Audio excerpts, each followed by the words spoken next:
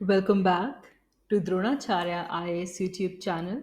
You're watching daily editorial analysis covering 13th July 2022. इस video lecture में हम आज के इम्पॉर्टेंट आर्टिकल्स कवर करेंगे. In this video, we'll talk about two important articles. The first one is about the urban local bodies, how they manage their finance and spending. That is what we are going to look into this. There's a recent study that has been published जिसके अंदर urban local bodies का जो financial aspect है उसे लेकर यहाँ पे कुछ फैक्ट दिए हैं, तो उसे हम कवर करेंगे. Then there is a recent issue of freedom of expression and Twitter. तो क्या ये दोनों का इशू है वो हम आज की इस वीडियो में कवर करेंगे. So let's begin with it. तो पहले न्यूज़ आर्टिकल से शुरुआत करते हैं, which is about the urban local bodies, their finance and their spending. ये article GS paper 2 point of view से इम्पॉर्टेंट है. ये पॉलिटी एंड गवर्नेंस से रिलेट करता है. सो हम वन बाय वन करके देखेंगे what is given in this particular article today. तो बेसिकली एक हमारे पास रिपोर्ट आई है, basically Indian institute for human settlements IIHS. इन्होंने एक डाटा एनालाइज किया है from 80 urban local bodies. 24 states में 80 अर्बन लोकल बॉडीज का डाटा लिया गया है बिटवीन 2012 एंड 2013 एंड 2016 एंड 17. इस डाटा से अर्बन लोकल बॉडीज किस तरह फाइनेंस करती हैं, कैसे स्पेंडिंग होती है, वो यहाँ पे बेसिकली एनालाइज किया गया, डाटा को स्टडी किया गया, and there were some key trends that were found here. So that is what we are going to understand in this particular video.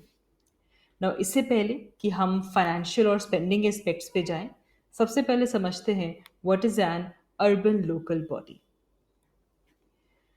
So, when we talk about an urban local body, these are basically very small local bodies that administer or govern a city or a town. एक ऐसा city, एक ऐसा town जहाँ पे कोई specified amount of population है, number of population है, उन्हें जो बॉडी गवर्न करती है, एडमिनिस्टर करती है, that is the urban local body. They have a long list of functions जो कि स्टेट इन लोकल बॉडीज को अपने कुछ फंक्शंस डेलीगेट करती है. These functions are mainly, around public health, welfare, regulatory functions, public safety, public infrastructure works, developmental activities. इस तरह के मेजर फंक्शंस हैं जो कि स्टेट गवर्नमेंट्स लोकल बॉडीज को डेलीगेट करती हैं. आप काफ़ी डिटेल में लोकल बॉडीज के बारे में अपनी पॉलिटी की क्लासेस में पढ़ते हैं. There are different types of urban local bodies in India. You have municipal corporation, municipality, notified area committee, there is town area committee, there is special purpose agency, township, port trust, cantonment board, and so many others. So there are different types of the urban local bodies. लेकिन जब हम history में जाते हैं तो urban empowerment, ये जो local bodies को एम्पावरमेंट हुई है, इसकी बिगिनिंग होती है in 1992 when the 74th Constitutional Amendment Act was passed. And this act mandated the setting up and devolution of powers to the urban local bodies. कि cities में, towns में, the lowest unit of governance would be the urban local bodies. And therefore there were some constitutional provisions were made for the urban local bodies fiscal empowerment as well. क्योंकि जब उनको बिल्कुल lowest level पे governance करनी है तो physical aspect भी यहाँ पे आता है. तो फिजिकल एस्पेक्ट अगर देखें तो सबसे पहले जो मेजर रेवेन्यू सोर्सेज हैं वो समझते हैं. अर्बन लोकल बॉडीज के जो मेन रेवेन्यू सोर्सेज हैं, these are taxes, fees, fines and charges. And there are some transfers which are made from the central government and state governments, जिनको कहा जाता है इंटरगवर्नमेंटल ट्रांसफर्स. तो टैक्सेस की form में, फीस की फॉर्म में, फाइन, चार्जेस, इसके अलावा intergovernmental transfers, these are the major sources of revenue for a urban local body. और यहाँ पे जो लोकल बॉडी का खुद का शेयर ऑफ रेवेन्यू है, इसके अंदर जैसे जो प्रॉपर्टी टैक्सेस लगते हैं वहाँ से रेवेन्यू कलेक्ट किया जाता है, एडवर्टीजमेंट से रेवेन्यू निकाला जाता है। There is also non tax revenue from the user charges. जो बिल्डिंग परमिशंस होती हैं वहाँ से फीस कलेक्ट की जाती है, trading licences and many other things, जिससे कि नॉन टैक्स रेवेन्यू भी आता है। तो जितना भी, चाहे वो ओन रेवेन्यू हो जो कि वो खुद से टैक्सेस इम्प्लाई करते हैं, या फिर नॉन टैक्स रेवेन्यू हो, ये दोनों ही कुल मिलाकर टोटल रेवेन्यू बनता है एक अर्बन लोकल बॉडी का। And it is an important indicator of the urban local bodies physical health as well as their autonomy. जो रेशियो है जिससे कि हम शो कर सकते हैं कि जो अर्बन लोकल बॉडी की एबिलिटी क्या है जिससे कि वो अपने सोर्सेस को यूज कर पाए, they're basically entitled to tap, and they are dependent on the intergovernmental transfers. अगर तो उनकी खुद की जो रेवेन्यू कलेक्शन है वो ज़्यादा है, तो वहीं से दिखता होगा कि वो उतने ही ज़्यादा ऑटोनॉमस होंगे, उनकी जो डिपेंडेंसी है इंटर गवर्नमेंटल ट्रांसफर्स के ऊपर वो कम होगी। So this ratio will reflect the urban local body's ability to use the resources that they are entitled to tap, and along with this, their dependency on the intergovernmental transfers. So ऐसे cities जिनका ज़्यादा share है अपने खुद के revenues का, they are more financially self-sustaining. They have more autonomy. They have good fiscal health. Moving ahead. अब ये जो recent finding आई है इसके major features क्या रहे हैं, major findings क्या हैं? पहली फाइंडिंग ये है कि जब हम अर्बन लोकल बॉडी की बात करते हैं, they have their own sources of revenue which are less than half of their total revenue.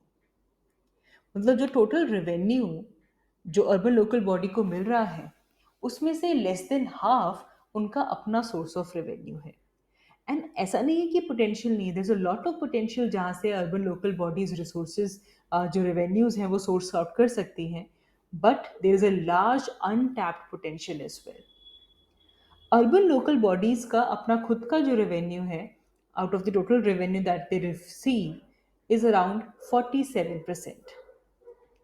So urban local bodies, they still lack their revenue buoyancy, because if we talk about their share in GDP of their own revenue, that is only 0.5%.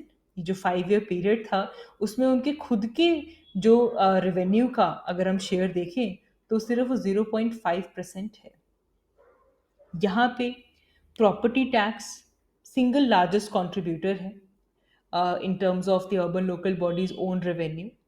And जो total GDP है उसमें से अकेला property tax अगर हम देखें तो वो 0.15% अकेला प्रॉपर्टी टैक्स का आता है। अब ये जो फिगर्स हैं अगर हम डेवलपिंग या डेवलप्ड कंट्रीज के लिए देखें तो सिग्निफिकेंटली हायर।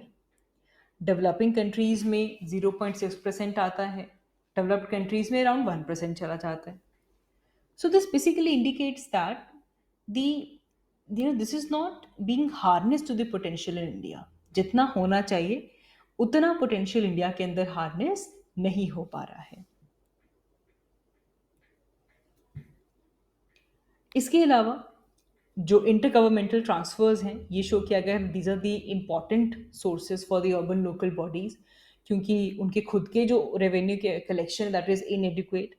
तो जो भी स्टेबल या जो प्रिडिक्टेबल इंटर गवर्नमेंटल ट्रांसफर आ रहा है, this is particularly the most important source of revenue collection for the urban local body. So they अब अगर हम ओवर द ईयर देखें तो स्लाइटली जो डिपेंडेंस है अर्बन लोकल बॉडीज़ की on the inter governmental transfer, ये ओवर द ईयर थोड़ा डिप डाउन हुई है, क्योंकि यहाँ पे थोड़ा सा मॉडेस्टली जो रेवेन्यूज़ हैं जो अर्बन लोकल बॉडीज़ खुद रेवेन्यूज़ जनरेट करती है उसमें बहुत ही मॉडेस्ट इंक्रीज देखने के लिए मिला है। बट स्टिल जो इंटर गवर्नमेंटल ट्रांसफर्स इंडिया में हैं they are around 0.5% of our GDP. लेकिन अगर इसे हम इंटरनेशनल लेवल पे देखें तो इंटरनेशनल लेवल पे जो इंटर गवर्नमेंटल ट्रांसफर्स हैं there around 2 to 5% of the GDP. तो ये भी एक स्पेसिफिक पॉइंट है जो आपको देखना होगा। इंटरनेशनल लेवल पे जो इंटर गवर्नमेंटल ट्रांसफर है वो ज़्यादा है, इंडिया में कम है, 0.5% पर पहुंचता है। फिर कुछ ऑपरेशंस और मेंटेनेंस एक्सपेंसेस जो होते हैं वो भी बढ़ते जा रहे हैं, but they are still inadequate. They are very crucial, जिससे कि जो इंफ्रास्ट्रक्चर है उसे अपकीप किया जाता है, जो सर्विस डिलीवरी है उसकी क्वालिटी को मेंटेन किया जाता है. So we talk about the share of operations and maintenance expenses in the urban local body. जो टोटल एक्सपेंडिचर होता है उसका 30% पहले ऑपरेशंस और मेंटेनेंस में जाता था इन year 2020 2012 and 2013.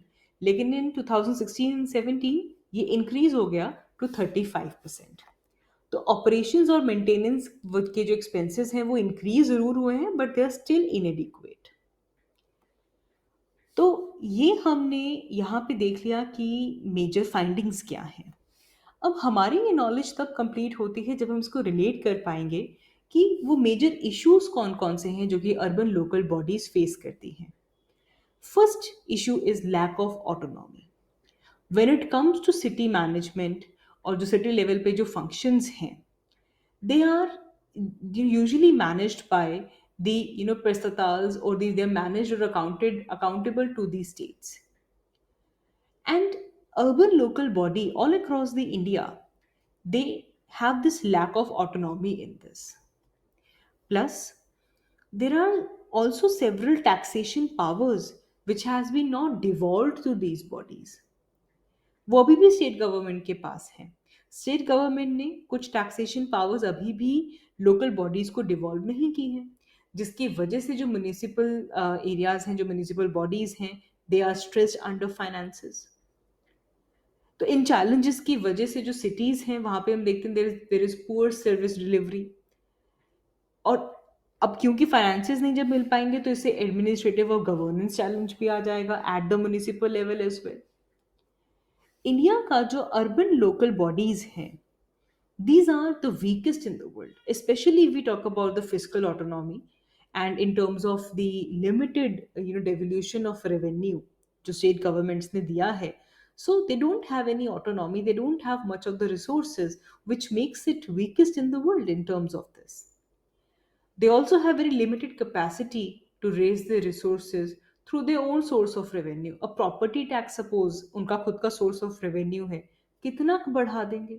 So they have this limited capacity, जिसकी वजह से अल्टीमेटली जो फाइनेंशियल क्रंच है, जो स्ट्रेस्ड अर्बन लोकल बॉडीज हैं, वो ऐसे ही बरकरार रहती हैं. Apart from this, the municipal administration in India is also suffering from staffing issues.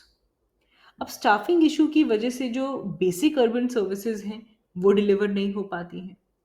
अब इसके रीजंस क्या हैं? तो देखो, जो फिजिकल डेफिसिट है वो ग्रो होता जा रहा है, जो टैक्स बेस एक्सपेंशन है वो हो नहीं सकता, इंस्टीट्यूशनल मैकेनिज्म ऑलरेडी वीकन है, तो जिसकी वजह से रिसोर्स मोबिलाइजेशन एक बहुत बड़ा चैलेंज बन के रह जाता है. And also, there's one other point that after the implementation of goods and services tax, after the implementation of GST, there are revenue losses that has happened. और इसके बाद पेंडेमिक आ जाता है, जिससे ये सिचुएशन और भी ज़्यादा वर्सन अप हो जाती है. There are other concerns as well, which include overstaffing of untrained manpower. या तो अंडर स्टाफिंग है या फिर जो अनट्रेन्ड मैन पावर है वो ओवर स्टाफ किया हुआ है, जिसकी वजह से जो क्वालिफाइड टेक्निकल स्टाफ होता है उसकी शॉर्टेज है. There is shortage of managerial supervisors, and also there is sort of unwillingness to innovate in the methods for the service delivery. तो ये आर्टिकल थोड़ा इंपॉर्टेंट हो गया. यहाँ से अर्बन लोकल बॉडी का जो बेसिक है वो तो आप अपनी पॉलिटी की क्लासेस में पढ़ते ही हैं, लेकिन इस आर्टिकल में जो फाइनेंशियल साइड है उसके ऊपर ध्यान दिया, और उसके रिस्पेक्ट में कौन कौन से चैलेंजेस हैं, कौन कौन से issues urban local bodies face करती हैं, that we have discussed in this article. So now let's move ahead.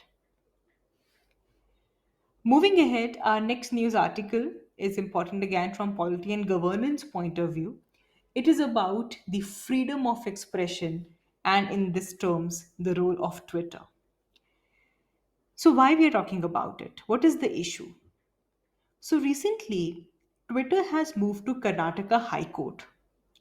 और कर्नाटका हाई कोर्ट में ट्विटर ने यूनियन गवर्नमेंट के जो ऑर्डर हैं, जिसके through they have to block some content which were posted on the Twitter website, they have to block it. इस union government के order को ट्विटर ने कर्नाटका हाई कोर्ट में चैलेंज किया है. So this kind of shows that Twitter has finally decided to take the bull by its horn. Now they are on this issue of freedom of expression on the online platform. सो इस पूरे case में different views क्या हैं वो हमें पता होने चाहिए. अब देखें, there are sceptical views with respect to this. जो भी एक्शन किया गया है under duress, they are different views. अब अगर देखा जाए between February 2nd 2021 and February 28th 2022, Twitter issued directions to block 1474 accounts and 175 tweets in India. जून 2022 में ministry of electronics and information technology ने सजेस्ट किया कि it was giving the company a final opportunity to comply with the directions. But a substantive look at the challenge in Supreme Court by the company is suggesting that Twitter is right to take up the content. Much of the content on Twitter are deemed to be fit for takedown is either journalistic or political in nature or even dissent. ऐसे content को remove करने के लिए directions मिली हैं जो कि mainly journalistic हो या पॉलिटिकल नेचर में है या फिर डिसेंट हो. अब इसे लेकर ट्विटर क्या क्लेम करता है?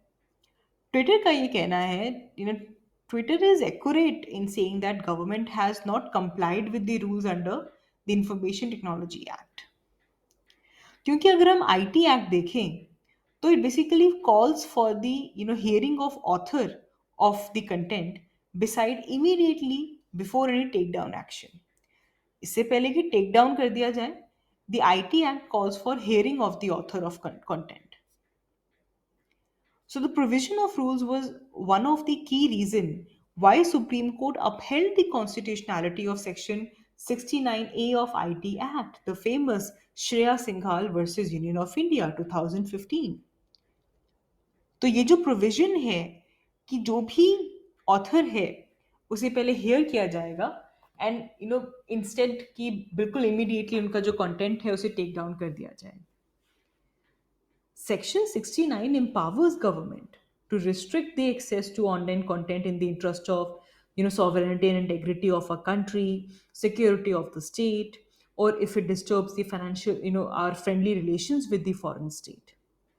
पब्लिक ऑर्डर को मेंटेन करने के लिए, सॉवरेनिटी और इंटेग्रिटी के लिए, इंडिया की सिक्योरिटी के लिए, हमारे फ्रेंडली रिलेशंस की जब बात आ जाती है फॉरेन स्टेट्स के साथ, तो इनको मेंटेन करने के लिए गवर्नमेंट को ये पावर दी गई है under section 69A of information technology act कि वो कुछ ऑनलाइन कंटेंट को रिस्ट्रिक्ट कर सकती है, उसका एक्सेस रिस्ट्रिक्ट किया जा सकता है. And union government has used this public order and national security argument in a blanket manner to get internet platform like Twitter to take down the content or to seek the removal of the profiles arbitrarily. ये Twitter का claim है. This is what Twitter is claiming. ना हमें इस पूरे issue में clarity होनी चाहिए कि हमारे आईटी रूल्स क्या हैं. मेन चीज जो हमें पता होनी चाहिए. So when it comes to IT rules 2021, तो जो इंटरनेट है, जो टेलीकम्युनिकेशन सिस्टम है, this has become one of the greater behemoth than what is when the IT Act was framed. आज के टाइम पे जो इंटरनेट और टेलीकम्युनिकेशन सिस्टम है और जिस टाइम पे आईटी एक्ट बनाया गया था 2000 में, तो बहुत डिफरेंस है भाई. So we really need to expand the scope of regulation to the new forms of intermediaries जो कि उसके बाद क्रॉप अप हुई हैं. So therefore 2021 में गवर्नमेंट आती है with the IT intermediary guidelines and digital media ethics code rules 2021. तो इन रूल्स के तहत ऑब्लिगेशन आ जाती है for accountability from social media companies and platforms. And along with this, they also added the onerous requirement of such as traceability of the online the conversation, there is new oversight function that are weighed in the government's favor. तो ये कुछ बीते कुछ सालों में developments हुई हैं। तो इस पूरी आर्टिकल को फॉलो करेंगे। इन फ्यूचर क्या होता है, क्या हमारा एक्सप्रेशन, फ्रीडम ऑफ एक्सप्रेशन और ये जो आईटी रूल्स हैं, ऑनलाइन प्लेटफॉर्म, इनके रिस्पेक्ट में क्या आगे निकल के आता है, दैट विल फॉलो। बट आज के लिए इतना ही। Thank you so much for watching this video.